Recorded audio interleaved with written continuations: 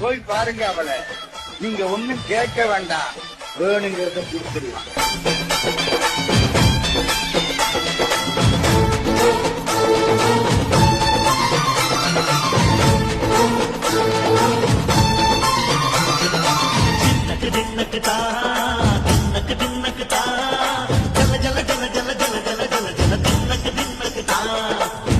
அலங்காரி சந்தன பூமாரி தாயி பராசக்தி தின்னக்கு தின்னக்கு தான்